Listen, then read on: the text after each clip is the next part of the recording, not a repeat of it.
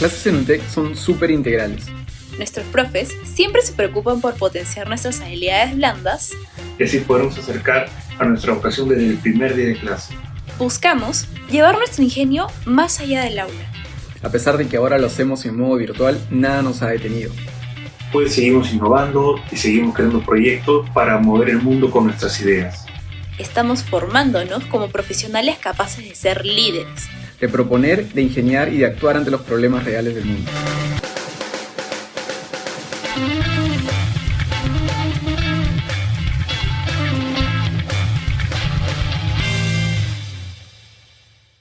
¿Qué tal? Buenas tardes con todos. Mi nombre es Christian Heinson, asesor de la Universidad de UTEC. Bienvenidos a la clase I+Class de Ingeniería Mecánica. El día de hoy vamos a poder ver esta clase de ingeniería, así que si ustedes tienen alguna duda o alguna consulta que quieran hacer, al final del evento van a poder poner sus preguntas en el chat y si quisieran también van a poder abrir su micro, ¿sí? El día de hoy nos acompaña el director de la carrera de Ingeniería Mecánica, Julien Noel. Bienvenido, Julien, y a quien le doy el pase. Gracias, Cristian. Buenas tardes, con todos ustedes por su puntualidad. Bienvenida en esta clase I+, en Ingeniería Mecánica. Hoy día, más o menos en unos 40 minutos, acompañado de los profesores de la carrera, vamos a presentarle por qué es importante Ingeniería Mecánica, cuál es la relación entre una clase y la otra. Ahí hoy día estoy acompañado de los 6 profesores de la carrera, 6 profesores a tiempo completo, Tulio, Wando, Carlos, Emir, Samuel y Elard. Hoy en particular, la clase va a iniciar con el profesor Carlos Ríos, luego profesor Samuel Charca y luego Elard y Emir van a terminar la clase. Al final de la clase vamos a hacer una ronda de preguntas y también Cristian tiene una sorpresa para todos ustedes. Carlos, todo es tuyo y bienvenido de nuevo en esta clase y más en Ingeniería Mecánica. Muchas gracias, Samuel. Julián. Gracias por la introducción. Bienvenidos todos, muy buenas tardes. Unas recomendaciones para la clase de hoy es, por favor, tengan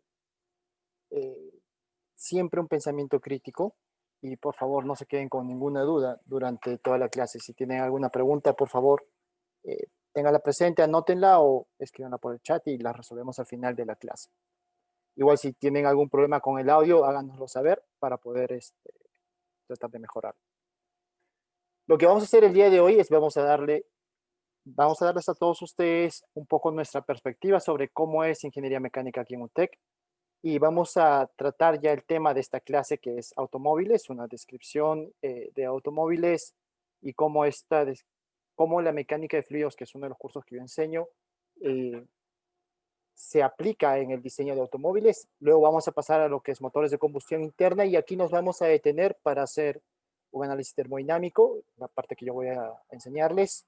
Luego vamos a hablar de la tecnología de materiales a cargo del profesor Charca y la dinámica y mecanismos y el diseño estructural a cargo de los profesores Emir Vela y Elar Álvarez.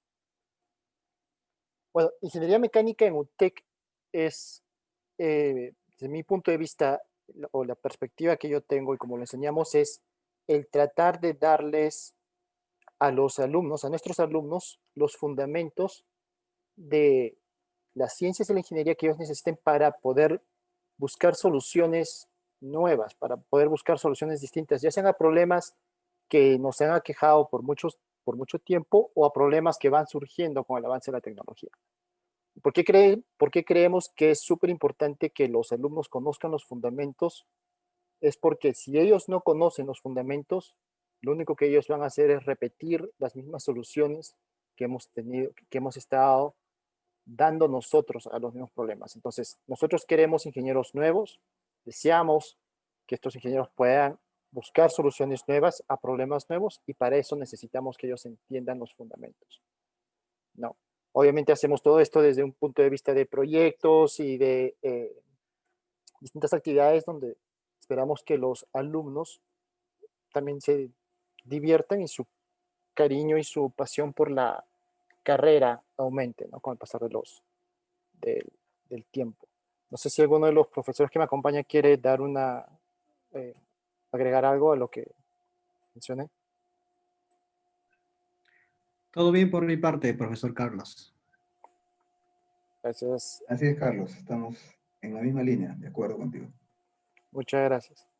Bueno, entonces comenzamos con la clase de hoy. Y la clase de hoy es, nosotros escogimos el tema de automóviles por varias razones, ¿no? Una, y la principal es porque los automóviles o el diseño, el desarrollo de automóviles engloba muchas partes, por no decir todas las partes o temas o cursos de ingeniería mecánica, ¿no? La variedad de temas y el desarrollo de un automóvil va desde los principios básicos de termodinámica hasta los conceptos y metodologías de diseño más avanzados que se tienen, ¿no?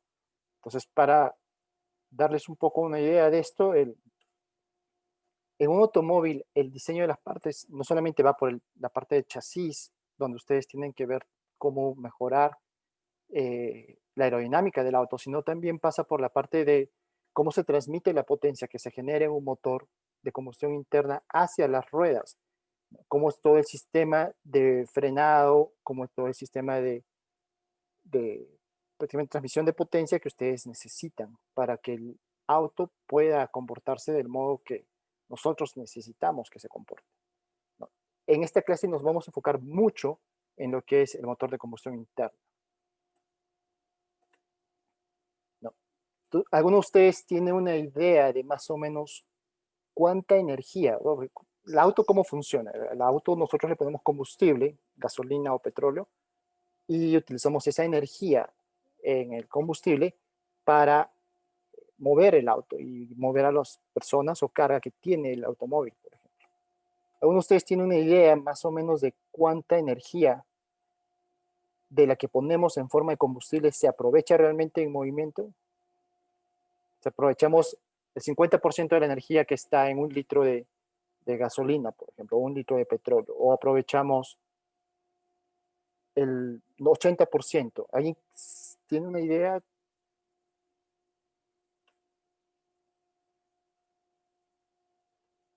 Dicen por aquí 80%,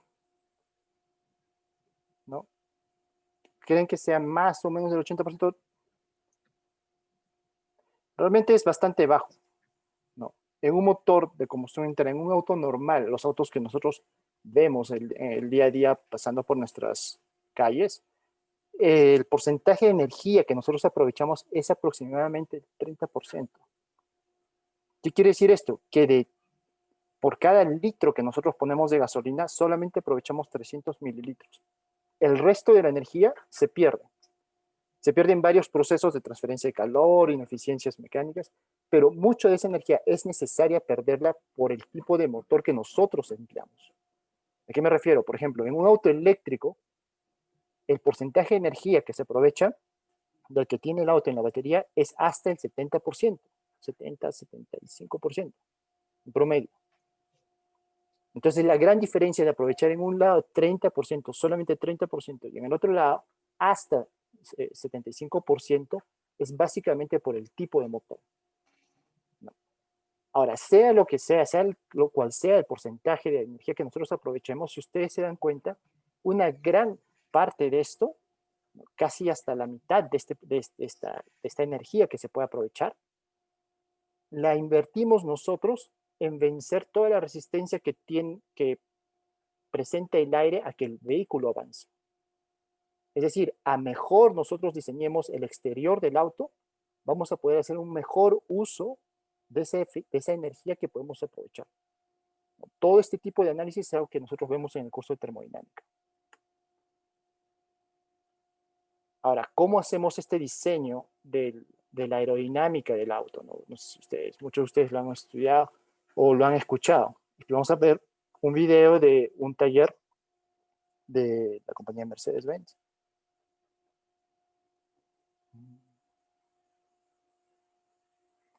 Lo que vemos en este momento en su pantalla es el taller donde se hacen pruebas del diseño aerodinámico del auto. Este es un auto que desarrolló Mercedes-Benz en el 2016, si mal no recuerdo. Y el tipo de prueba o esas, digamos, filas de lo que se ve como humo, trata de buscar, es ver cómo es que el viento se mueve alrededor del auto. Y cómo cambiando la geometría del auto, es lo que vamos a ver en este momento, podemos mejorar la eficiencia del automóvil, es decir, podemos aprovechar mejor ese 30% de combustible que nosotros podemos usar, ese 30% de energía que venía del combustible. Si se dan cuenta aquí, el auto es básicamente una máquina que sola cambia de forma. Entonces, hay ciertas partes del auto que se expanden, que se mueven para mejorar la eficiencia con la que este auto se mueve al momento, conforme incrementa su velocidad en la calle.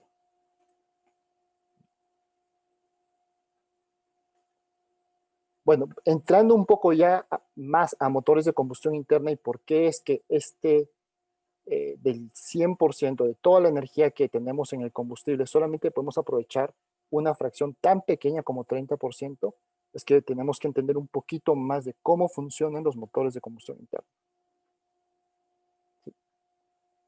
Este es, digamos, el interior de un motor de combustión interna.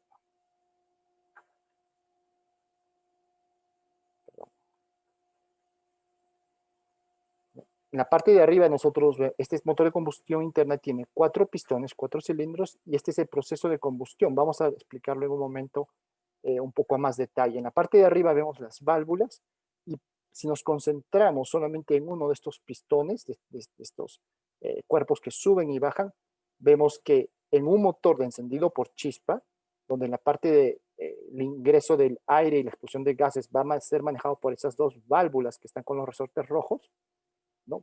¿Qué es lo que sucede? Vamos a explicar un poco qué es lo que sucede.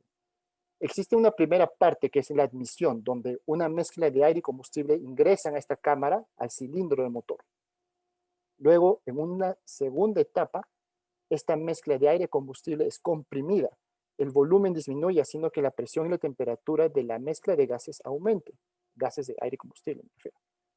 Cuando llega a un punto determinado, un punto de diseño, la chispa, la bujía emite una chispa y eso produce una combustión, es una explosión, que lo que hace es empuja el pistón, y ese empujar el pistón es lo que genera o transforma la energía química, la energía que tenía el combustible, en energía mecánica.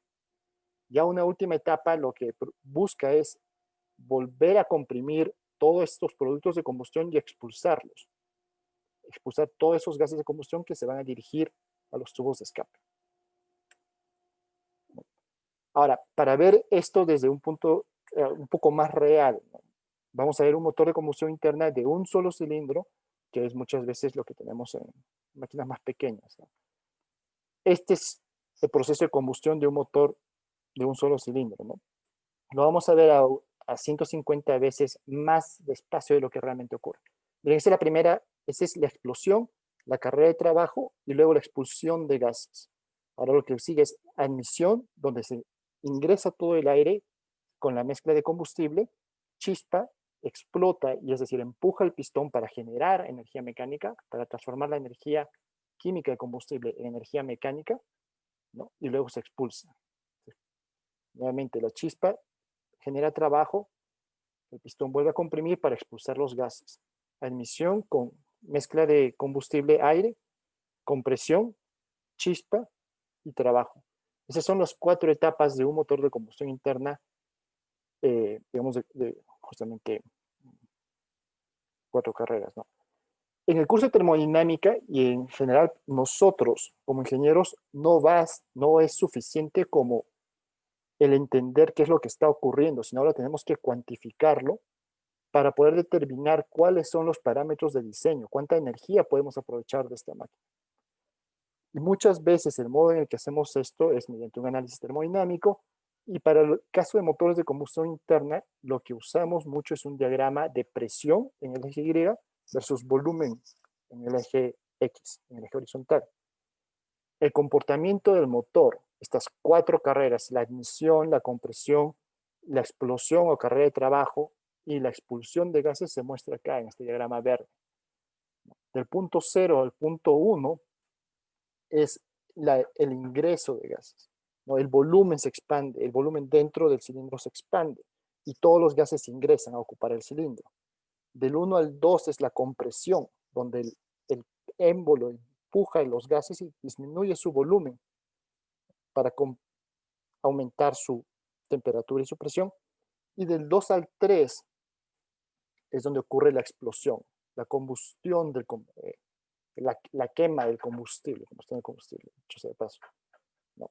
Donde se genera toda la energía, ahora química del combustible se transforma en el proceso de 3 a 4 en energía mecánica. Ya de 4 a 5 es la liberación de calor hacia el entorno y bueno, 5 es el punto de aquí abajo y luego viene la expulsión de gases. Entonces, nuevamente, volviendo a lo que habíamos conversado o lo que habíamos mencionado de ese 30% de eficiencia, ¿por qué es que tenemos una eficiencia tan baja? Es justamente porque nosotros estamos tratando de convertir una energía, digamos, química en mecánica y lo hacemos mediante un proceso de combustión. Y eso pierde mucha energía al entorno en forma de calor. Si nosotros no usáramos un proceso de combustión para transformar la energía química en energía mecánica, nuestra eficiencia tal vez no sería tan baja. Un modo de hacer eso es justamente con los motores eléctricos, cuya eficiencia es bastante más alta que un motor de combustión interna. Entonces, ¿qué parámetros nosotros necesitamos de este tipo de análisis o qué parámetros queremos cuantificar para poder diseñar el motor? Son la presión media efectiva para determinar la potencia y las presiones máxima y temperatura máxima para poder determinar o hacer el diseño del motor. ¿Sí? Con esto los dejo con el profesor Samuel Charca, que nos va a explicar sobre la tecnología de materiales de un motor de combustión interna. Voy a hacer una consulta. Un favor, Alex, ¿tú crees que podemos juntar las preguntas para el final de la clase, por favor? Ya, profe. Sí, muchas gracias. Y nos ayuda muchísimo. Asumo que sí pueden ver mi pantalla. ¿Qué tal? ¿Cómo están? Muy buenas tardes. Sí, se ve. Mi nombre es Samuel Charca. Yo soy especialista del área de tecnología de los materiales, la parte de mecánica de sólidos, lo que es mecánica de materiales, lo que es mecánica de materiales compuestos. Hoy día en la clase vamos a ver una pequeña parte de lo que es la tecnología de materiales, qué es lo que se mira, cómo se mira y por qué es tan importante esta área. Primero me gustaría mostrarles un pequeño video. Este video es un video bastante interesante. Es una prueba de impacto, de choque, de dos tipos de vehículos. Uno de 1997, uno del 2017. Vean la diferencia, por favor. Si pueden ver, por ejemplo, el del 97 al 2007, hay una diferencia sustancial. En especial, la cabina, el área de la cabina. Si se dan cuenta, el vehículo del 97 prácticamente se contrae, o sea, las personas que van a estar dentro de la cabina probablemente van a morir. ¿Ya? Entonces, por ejemplo, a nosotros nos han contado, como nos dicen, ¿no?, nuestros abuelos, nuestros tíos, etcétera, que, por ejemplo, los carros antiguos son lo mejor, que no se rayan, que son indestructibles.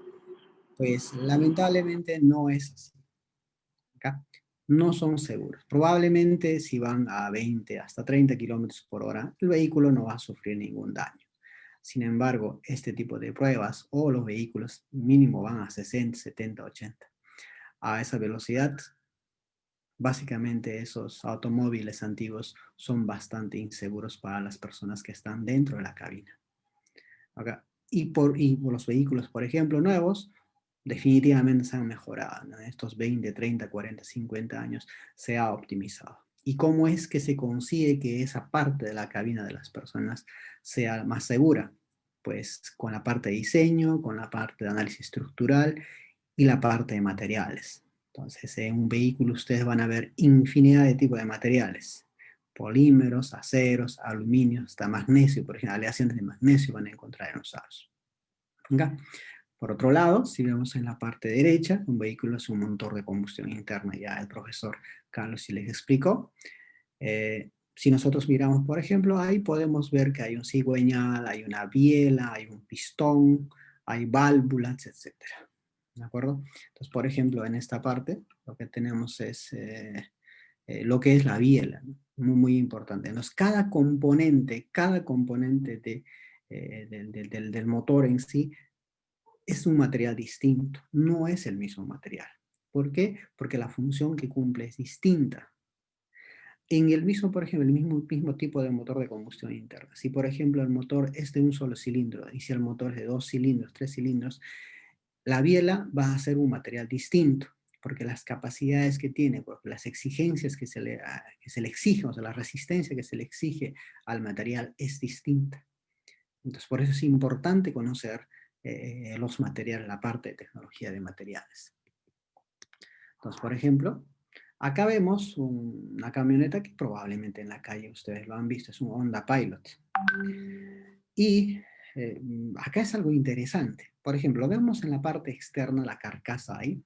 Si nosotros lo vemos el esqueleto, la parte estructural de cómo es este vehículo, por qué este vehículo puede ser seguro, es por lo siguiente. En este caso estamos mostrando una imagen en la cual, por ejemplo, tenemos la parte roja, ¿okay? La parte roja, la parte de la cabina. Esa parte de la cabina generalmente se construye de un material bastante resistente. Si acá me dice, por ejemplo, la parte roja tiene algo de 1500 megapascales, ¿de acuerdo?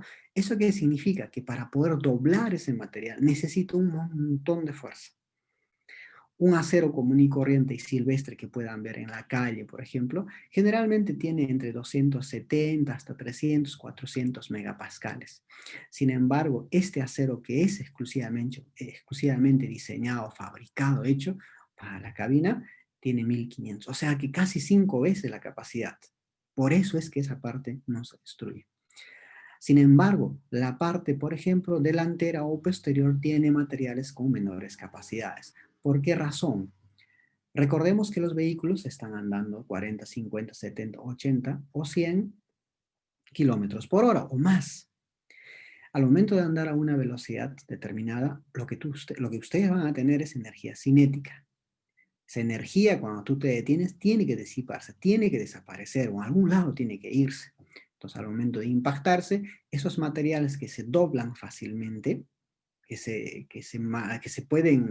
pueden disipar esa energía que está ahí, o sea, que está almacenado. Es por esa razón que en la parte delantera, por ejemplo, tiene materiales de menores capacidades, o sea, que tenga plasticidad. O sea, por esa razón también en la parte delantera del vehículo se destroza. No es que esté mal hecho. Definitivamente hay vehículos que, por ejemplo, son bastante inseguros. Pero un buen vehículo, la parte de la cabina, la parte donde están los pasajeros, debe mantener lo más intacto posible. Acá, esa es la parte estructural. Si vemos la parte derecha, vemos, por ejemplo, diferentes tipos de materiales con diferentes características, propiedades, 200, 300, 400, me dice. Pues acá, por ejemplo, son materiales para diferentes tipos de bielas. ¿Cuáles eran las bielas? Por favor, volver. La biela viene a ser esta conexión que va desde el cilindro hasta cigüeñal, esa cosita, esa barrita de conexión. A esa barrita de conexión se pueden hacer diferentes materiales. ¿Pero de qué dependen? De cuánto es la solicitación de potencia. Por eso es un motor gasolinero, si es un motor diésel, etc. Depende muchísimo. Ahora, como acá les he comentado, por ejemplo, puede existir un acero de 270 o como también puede existir un acero de 1500. ¿Cómo es que se consigue un acero de esas características? O sea, un acero que pueda tener bajas capacidades y altas capacidades. Básicamente con elementos aleantes y tratamientos que se le puede hacer a un acero para poder mejorar sus propiedades. Por ejemplo, acá lo que nosotros vemos es una estructura en la parte izquierda, vemos una estructura relativamente sencilla, eso ahí nos dice, por ejemplo, que es un acero de baja resistencia. Acá. Si nosotros le empezamos a colocar elementos aleantes, además de poder realizar algunos tratamientos, ya sea en frío, ya sea en caliente, tratamientos térmicos, podemos mejorar. ¿Cómo? Manipulando esa microestructura. Entonces, por ejemplo, podemos llevar de una estructura así, colocando, como les comenté, ciertos elementos aleantes, a una estructura que, por ejemplo, ahí vemos como rayitas, como hilitos, ahí vemos. Eso quiere decir que hemos mejorado las propiedades. ¿Se puede hacer en el laboratorio que tenemos? Sí, tenemos equipos para eso. Y acá vemos, por ejemplo, la microestructura de un acero común y corriente silvestre que vemos, y en la parte derecha, por ejemplo, un acero UNSG 43400. Ahí vemos un acero muy especial que es de alta resistencia. Ahora también, recordemos, mientras más complejo sea la estructura de un acero, también es mucho más costoso, porque requiere elementos específicos de aleación, requiere un montón de trabajo. ¿Ya? Perfecto. Acá hicimos unas pequeñas pruebas a unos materiales en UTEC. Entonces acá, por ejemplo, hemos hecho una comparación de esto es un acero un acero simple, un IC 2020, esto es aluminio, esto es teflón, el del tercero, y el cuarto viene a ser un polietileno de alta densidad. Si, por ejemplo, nosotros hacemos la prueba en un acero, mira cómo rompe, se formó como un cuellito para romper. Eso quiere decir que el material tiene ductilidad.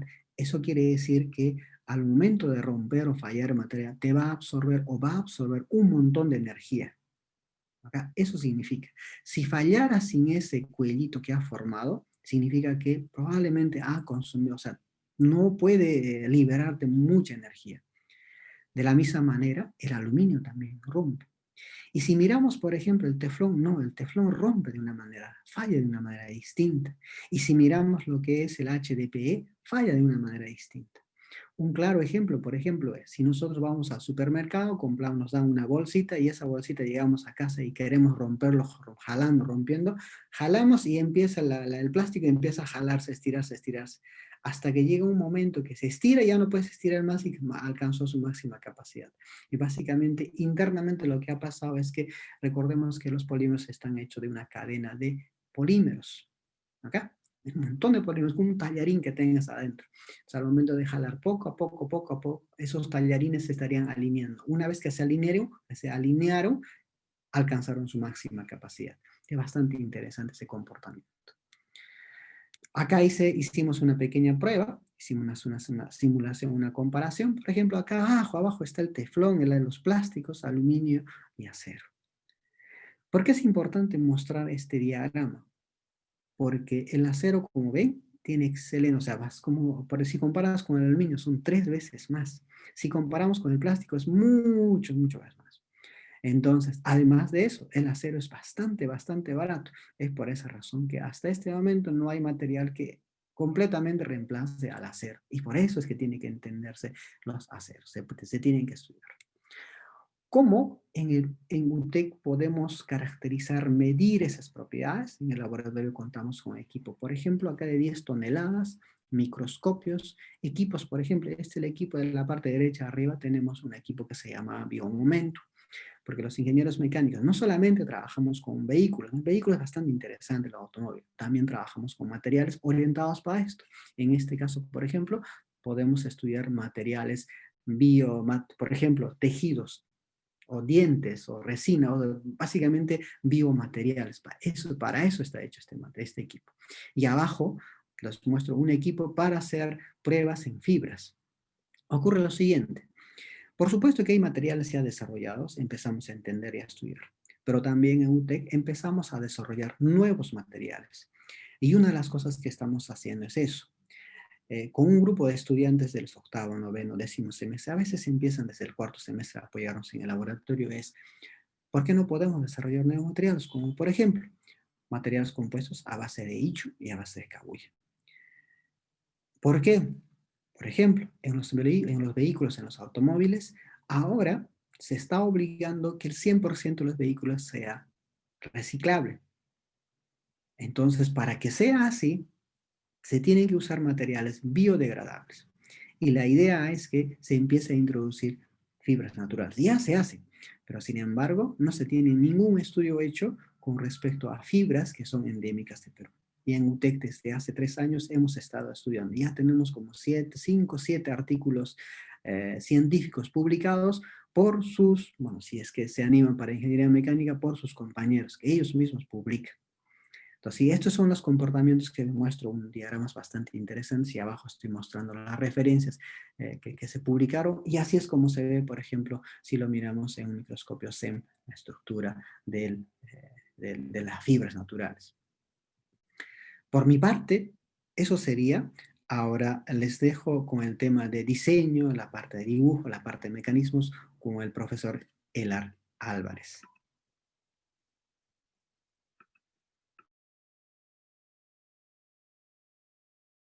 Buenas tardes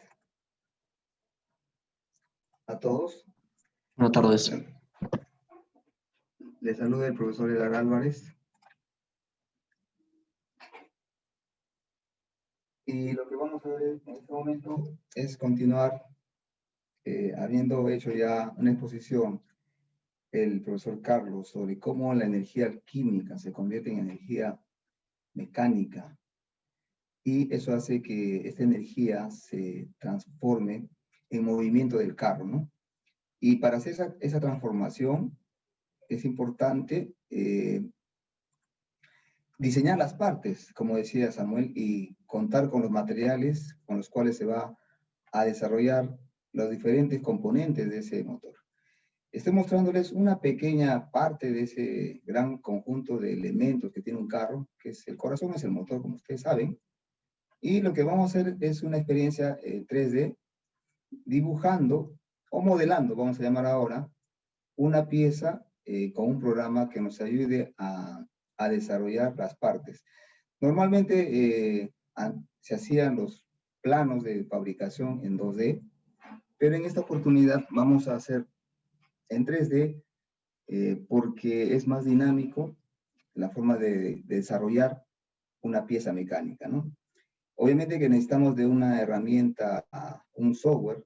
En este caso nosotros utilizamos en UTEC el SolidWorks, y también existen otros programas como Inventor de Autodesk, CATIA, que utiliza empresas de grandes fabricantes de carros, y otros más.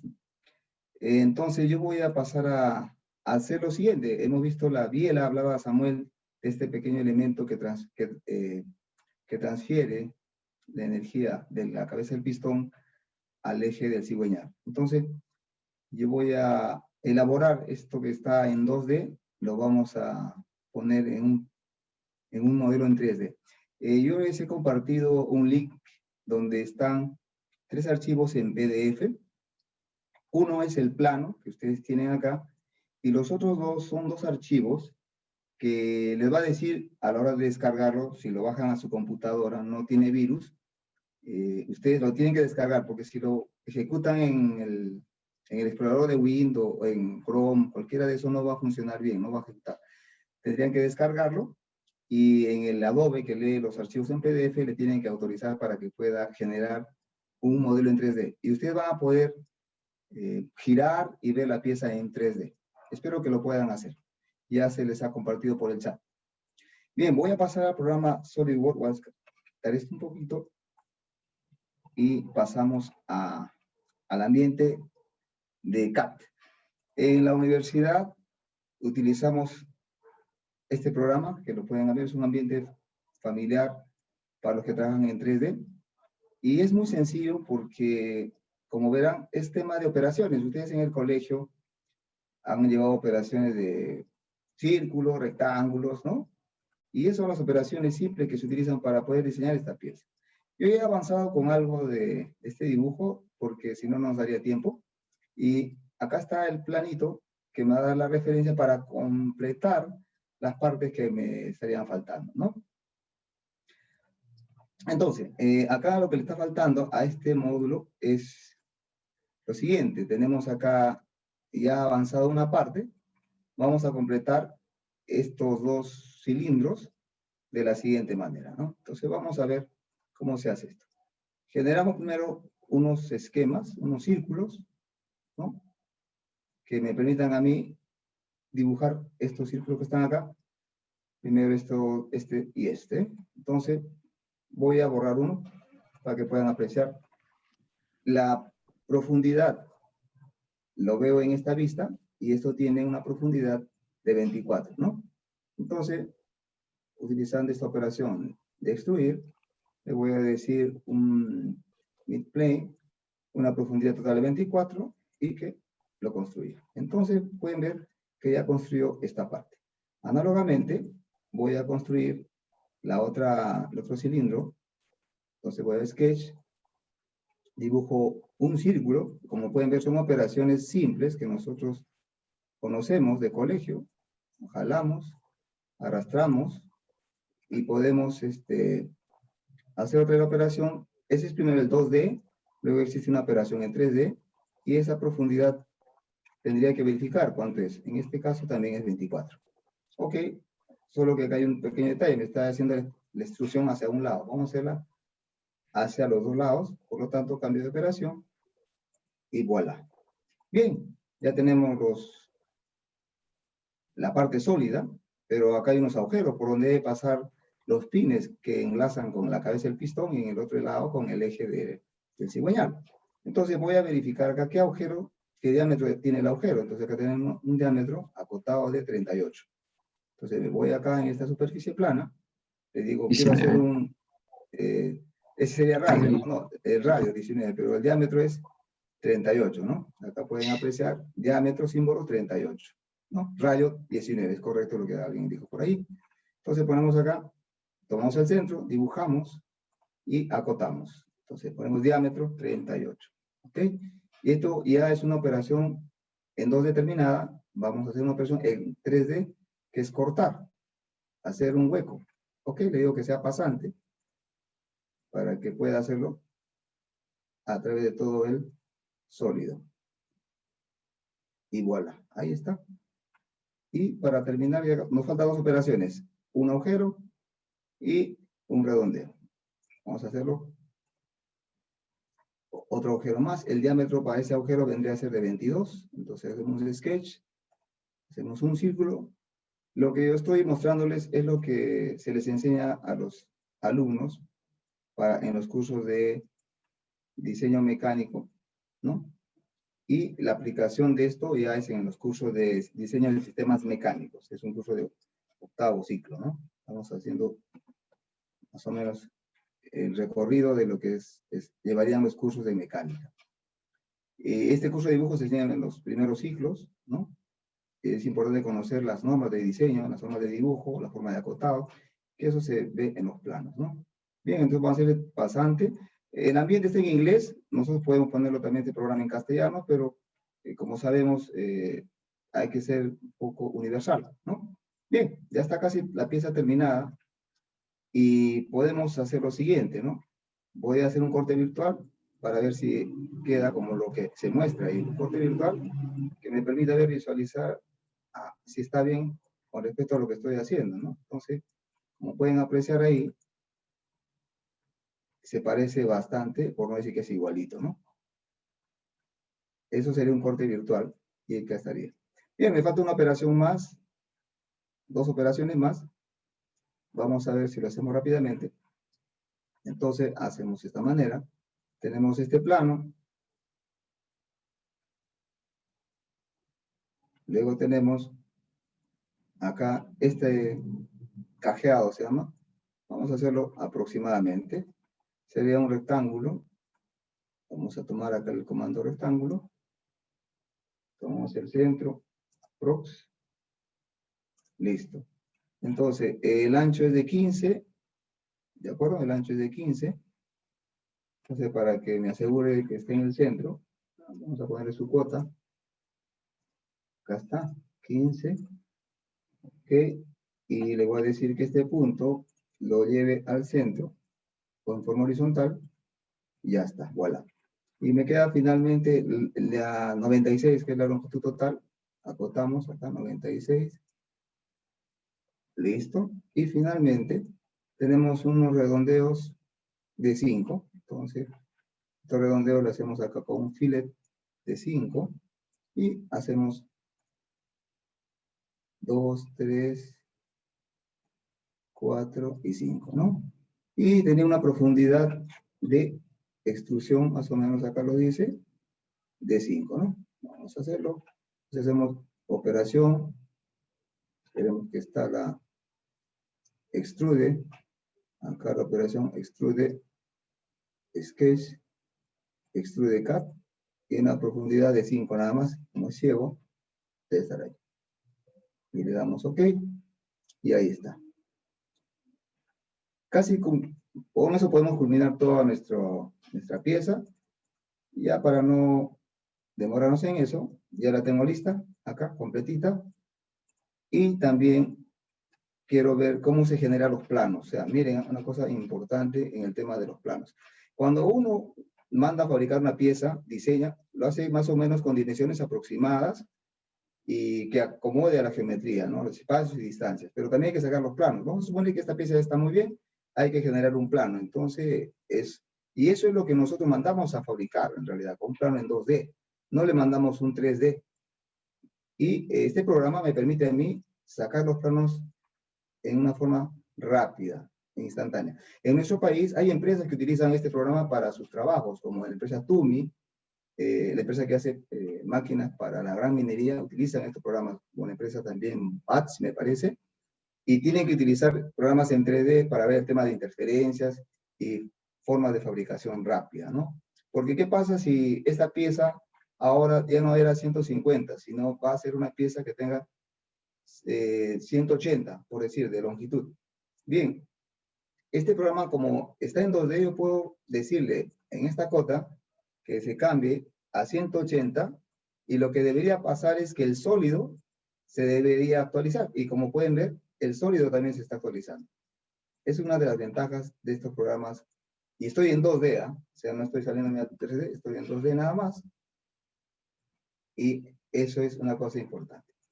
Bien, después de haber hecho esa pieza, vamos a analizarla luego a ver si las fuerzas que se le aplican, como dijo Carlos, y ahora vamos a darle pase a nuestro compañero Emil para que pueda explicarles un poco más acerca de lo que sería el movimiento de esta biela en conjunto, y para eso voy a mostrarles ya el ensamble de todo el motor, ¿no? Emil, adelante. Gracias a Elar. Buenas tardes con todos. Mi nombre es Emir Vela.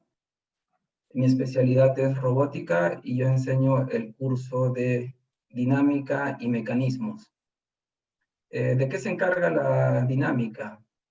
La dinámica estudia el movimiento de los cuerpos o el movimiento de los mecanismos, considerando las causas que generan este desplazamiento. ¿Cuáles son estas causas? Pues son las fuerzas, ¿no? Aquí podemos ver este mecanismo pistón, biela y manivela o cigüeñal que está en movimiento. Vamos a determinar ahora o calcular cuáles son estas fuerzas que nos va a servir para diseñar estos elementos. A ver, Elar, por favor, lo puedes poner en... Perfecto.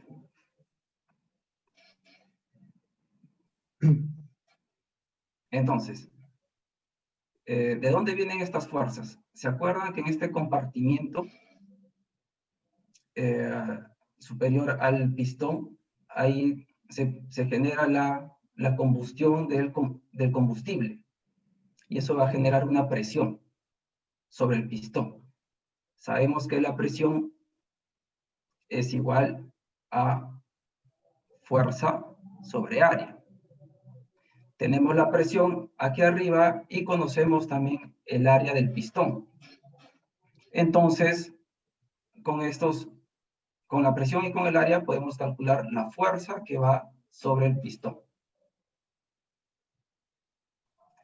Vamos a graficar esta fuerza que va sobre el pistón y que va a poner al pistón en movimiento en la dirección vertical. Entonces, vemos que el pistón está unido a esta pieza, a la biela que está aquí, y va a transmitir esta fuerza a la biela. Entonces vamos a graficar las fuerzas sobre el pie de la biela. ¿De acuerdo? Entonces aquí tenemos ya las fuerzas que transmite el pistón a la biela. Y son estas fuerzas que va a poner a la biela en movimiento en traslación y un movimiento en rotación. Ahora vemos que esta biela está unida a la manivela o al cigüeñal. Entonces necesitamos una fuerza para poner en movimiento al cigüeñal, ¿no? Que es lo que nos va a dar el movimiento del eje del motor. Entonces, esta fuerza que está aquí, que se genera por la fuerza del pistón sobre la biela, se va a transmitir a través de la biela hacia la manivela. Entonces, vamos a graficar las fuerzas sobre la manivela.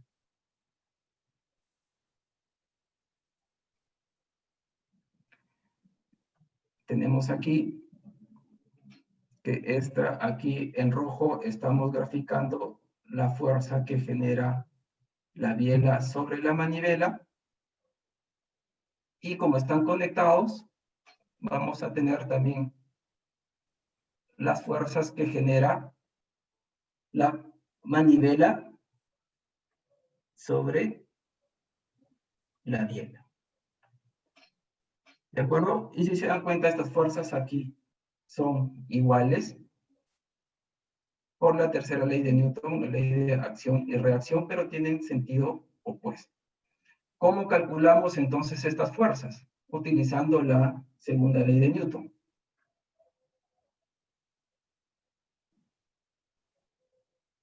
Que nos dice que sumatoria de fuerzas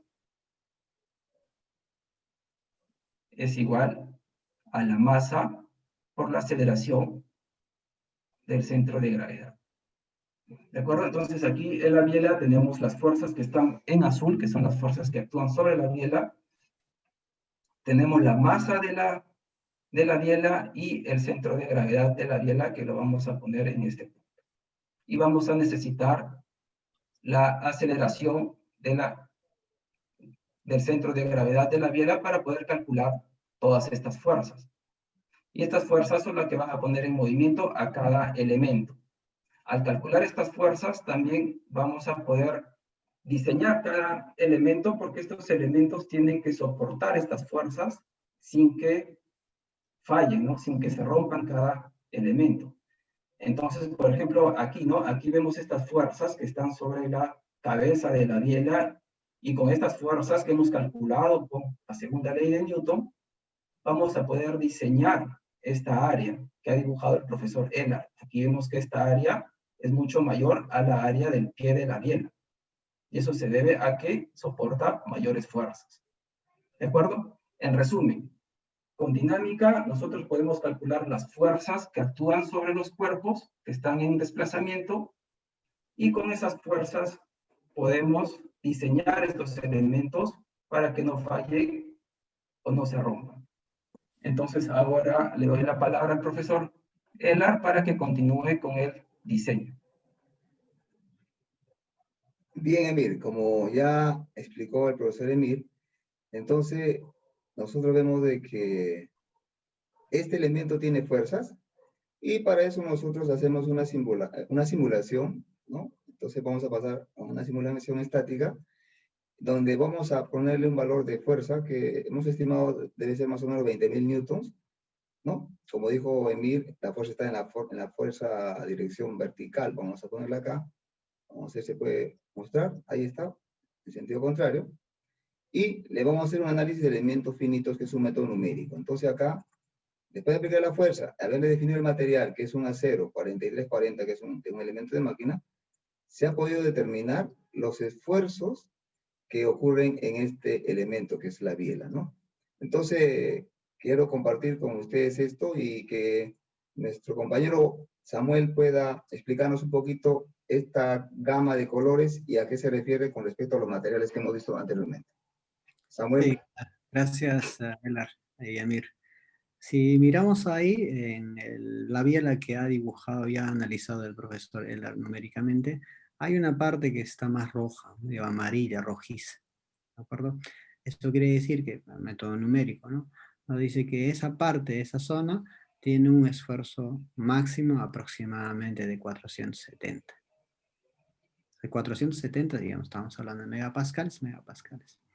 Entonces, estos programas numéricos computacionales, se llama mecánica computacional, nos facilitan muchísimo para poder diseñar elementos súper complejos. Manualmente es muy difícil. Definitivamente, manualmente hacemos pequeños cálculos para saber que sabemos analizar y entendemos el mecanismo. Sin embargo, para poder diseñar elementos mucho más complejos, tenemos que usar métodos computacionales. En UTEC tenemos varios programas de esos. Entonces, ahí nos mostraba, por ejemplo, valores distintos. ¿Qué significa? Que, por ejemplo, tenemos que tener un material que sea mayor a 470 megapascales de resistencia. Acá si nosotros vamos a usar un material menor a eso, probablemente se va a romper. Entonces ahí tiene que ver, por ejemplo, el factor de seguridad. Cuando uno o un ingeniero diseña una máquina, siempre considera el factor de seguridad. Si es un equipo o material o componente mecánico que no es de mucha importancia, probablemente va a tener un factor de seguridad de 1, 1.2, 1.3. Sin embargo, si un componente es muy crítico, como en un avión, probablemente va a tener un factor de seguridad probablemente de 100. Eso también lo tocamos. Profesor Ehler, ¿algún comentario adicional?